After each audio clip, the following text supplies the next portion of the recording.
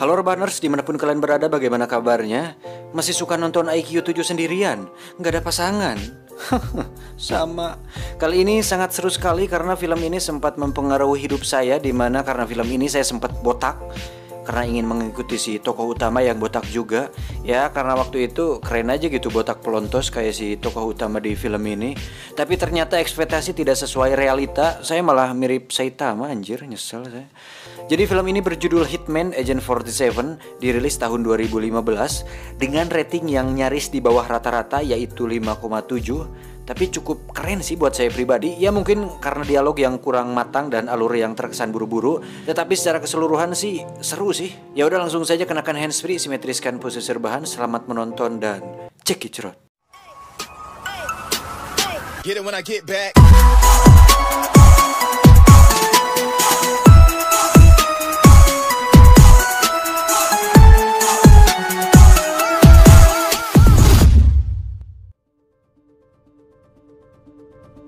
Diawali dengan sebuah narasi yang menerangkan sebuah penelitian yang diawali pada tahun 1967, di mana ada seorang ilmuwan yang mencoba menciptakan mesin pembunuh yang sempurna. Eksperimen itu berhasil dan subjek yang berhasil tersebut dinamakan agent. Mereka, para agen ini adalah manusia yang tidak memiliki rasa takut, emosi, dan penyesalan. Namun karena banyaknya korban yang berjatuhan dan banyak oknum yang menyalahgunakan agen tersebut, sang ilmuwan merasa menyesal dan akhirnya dia menghancurkan semua penelitiannya. Si ilmuwan dan para agen sendiri menghilang entah kemana. Masalahnya adalah ada seorang pria bernama Antoine yang mencoba melakukan penelitian tersebut dengan tujuan untuk menciptakan mesin pembunuh seperti agen dan akan digunakan untuk kepentingan pribadi. Tapi karena dia selalu gagal, maka jalan satu-satunya adalah dengan mencari si ilmuwan untuk menanyakan langsung apa rahasia penelitian tersebut. Satu-satunya petunjuk untuk menemukan si ilmuwan adalah seorang gadis yang merupakan anak kandung dari si ilmuwan tersebut. Gadis itu bernama Katia. Untuk itu Antoine menugaskan seorang pria bernama Del Riego untuk melacaknya. Dan kisah akan dimulai dari sini.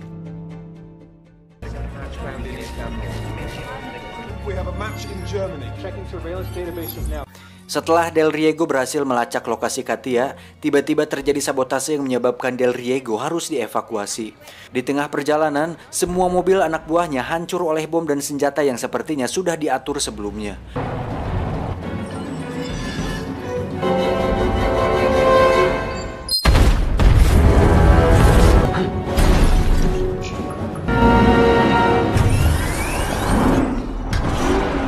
Saat berhasil masuk bunker pribadinya, dia pun menyuruh operator untuk melihat situasi.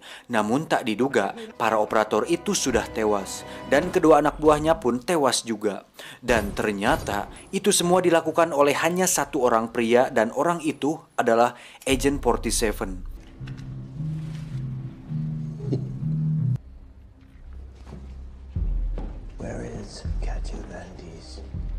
Agent 47 ini pun meminta lokasi di mana Katia berada, dan jika dia menolak, maka matanya akan pindah ke telapak kaki. You need me? No, I only need pieces of you. Setelah berhasil mendapatkan lokasi Katia, Agent 47 pun pergi. Del Riego sendiri tewas oleh bom otomatis saat dirinya akan mengambil senjata.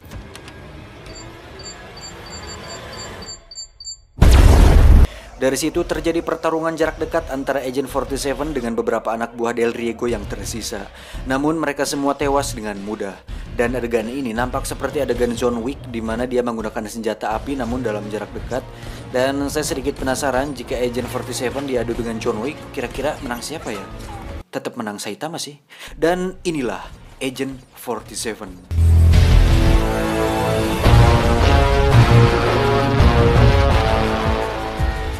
Mengetahui Del Riego sudah tewas, Antoine pun menugaskan anak buahnya yang lain untuk menemukan Katia sebelum si agent menemukannya. Di sisi lain, Katia sendiri terlihat sedang mencari di mana keberadaan ayahnya, yaitu si ilmuwan. Bertahun-tahun dia mencari informasi tetapi tidak pernah ketemu. There's nothing I can do to help you, miss.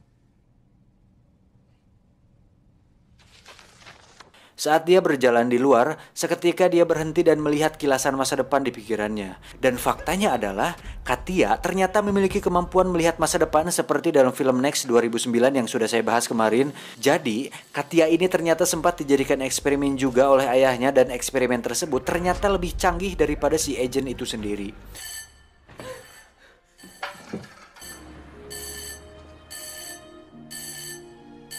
Di sisi lain, Agent 47 terlihat sedang memasuki kamar hotel untuk istirahat. Terlihat dari tas yang dia bawa, isinya adalah bermacam senjata api yang nampak seperti senjata mahal milik John Wick. John Wick mulu anjir, susah cuy, karakter kuat John Wick sebagai pembunuh bayaran kayaknya udah terlalu kuat gitu. Setelah melakukan identifikasi wajah secara otomatis, Agent 47 pun memutuskan untuk istirahat.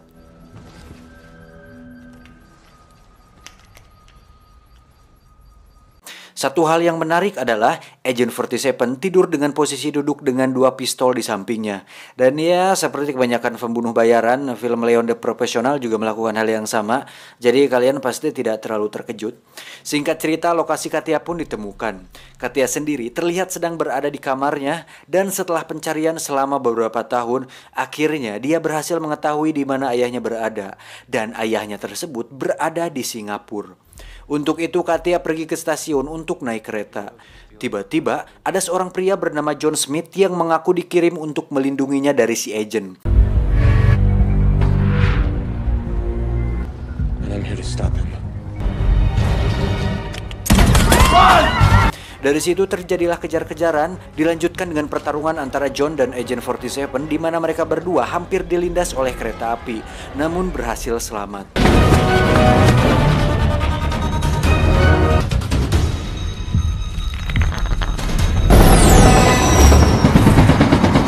Setelah berada di mobil, mereka pun memutuskan untuk kabur. Namun, Agent 47 tidak menyerah begitu saja. We've been sent to protect. Lalu, John dan Katia pun memutuskan untuk kabur dengan berjalan kaki. Di situ John bercerita bahwa dirinya bekerja pada sebuah perusahaan bernama Sindikat Internasional dan tugasnya adalah untuk melindungi Katia dari Agent 47. Setelah tidak ada pilihan lain, John dan Katia pun memutuskan untuk masuk ke gedung kedutaan dan terpaksa harus ditangkap oleh pihak keamanan di sana.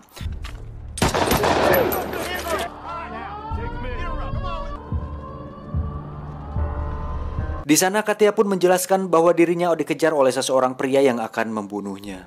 Di sisi lain, terlihat Agent 47 justru masuk ke gedung secara terang-terangan dan tanpa perlawanan. Setelah melewati metal detector, pihak keamanan kaget bukan main saat melihat bermacam senjata profesional yang dia bawa.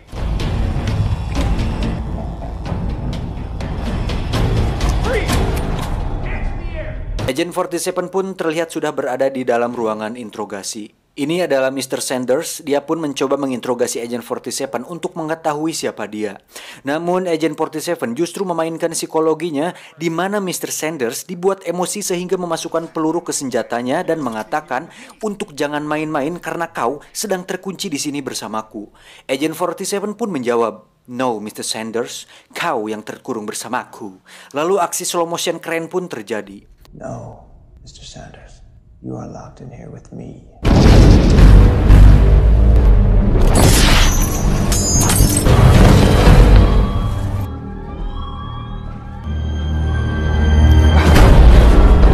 Di sisi lain, John dan Katia pun berhasil kabur.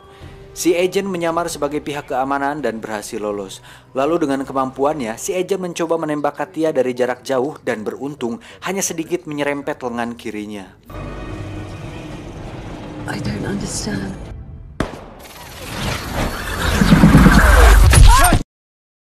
Tiba di hotel, John pun menceritakan bahwa dia menemukan berkas-berkas ayahnya di kantornya dulu.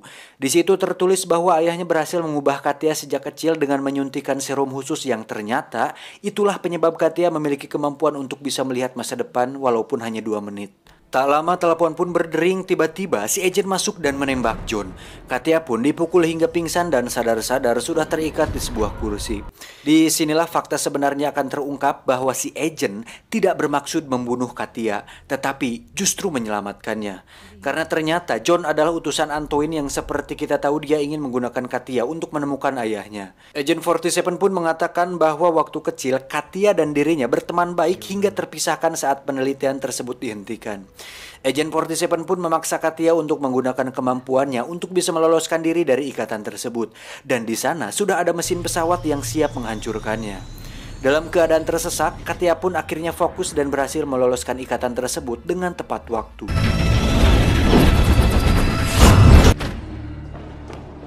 That took you too long. What am I? You're the same as me, only better. Selesai dengan itu, mereka berdua pun dikepung oleh anak buah Antoine. Dan yang mengejutkan adalah John Smith ternyata masih hidup. Hello, Katya. I want you to know I'm a big fan of your work, 47. It's an honor to meet a legend.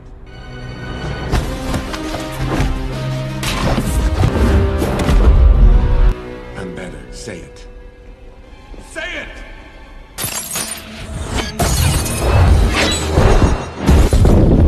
Setelah berhasil lolos, Agent 47 pun mengatakan bahwa John Smith adalah hasil percobaan dari perusahaan sindikat profesional di mana tubuhnya dilapisi oleh titanium cair yang ditanam di bawah kulit sehingga tubuhnya kebal terhadap peluru dan benda tajam. Mereka pun segera pergi ke Singapura saat itu juga. Di sisi lain, Antoine pun mendesak agar John secepatnya menangkap Katia dan segera mendapatkannya kembali.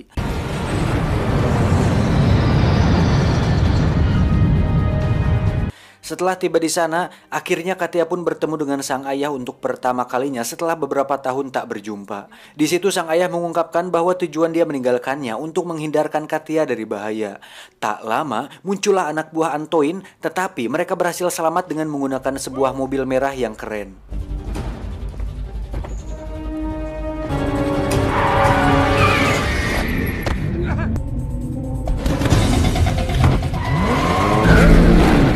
What do they want? More of me.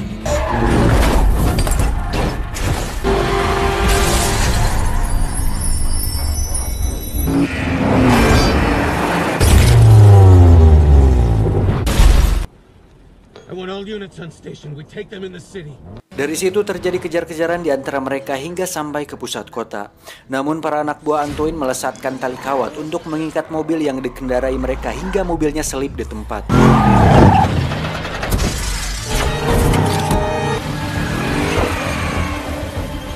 Agent 47 pun turun dari mobil lalu menembaki mereka semua.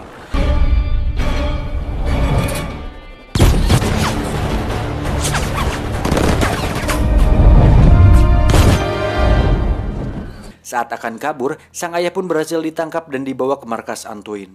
Di sana, si ayah diinterogasi untuk buka suara tentang rahasia pembuatan agen tersebut. Namun dengan prinsip sesuai visi misi pegadaian, dia pun tetap tutup mulut. Hingga terdengar bunyi telepon bahwa Agent 47 menawarkan sebuah pertukaran antara Katia dan si ilmuwan. Si agen mengatakan bahwa rahasia pembuatan mesin pembunuh tersebut tersimpan di darah Katia. Dan ternyata itu semua adalah rencana Agent 47.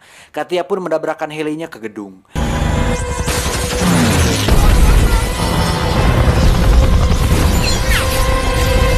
Saat Antoine akan diamankan, Agent 47 terlihat sudah berada di sana. Kembali terjadi pertarungan antara John Smith dan si agent. Dengan tubuh titaniumnya, membuat Agent 47 sedikit kesulitan mengalahkannya. Namun ternyata ada satu kelemahan, yaitu listrik. Si agent pun membuat John Smith tersetrum.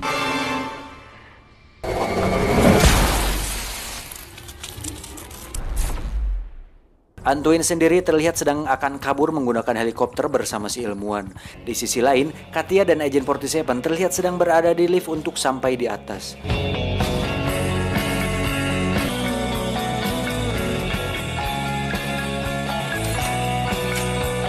Saat sampai, mereka berdua langsung menghabisi anak buah Antoine.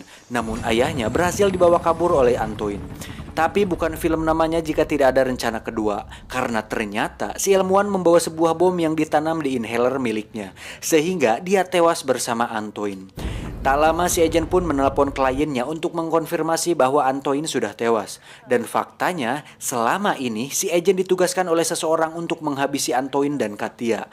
Tetapi karena si agent masih punya hati, dia pun membuang ponselnya dan melanggar tugasnya.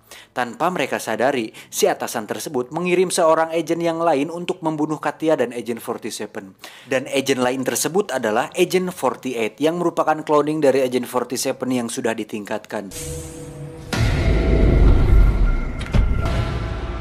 Dan fakta menariknya adalah masih banyak lagi agen-agen dengan kemampuan seperti dirinya sesuai urutan nomor barcode di belakang kepalanya. Tamat, ending yang cukup mengagenkan. Secara keseluruhan, aksi-aksi yang ditampilkan cukup keren walaupun hanya ada beberapa yang cukup memorable. Tapi untuk alur cerita memang agak kurang dan terkesan dibuat rumit sehingga membuat otak saya yang tidak sampai 10 ini merasa sangat ngeheng anjir.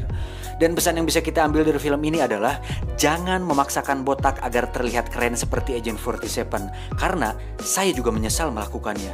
Terima kasih. Kaos kaki Albert Einstein.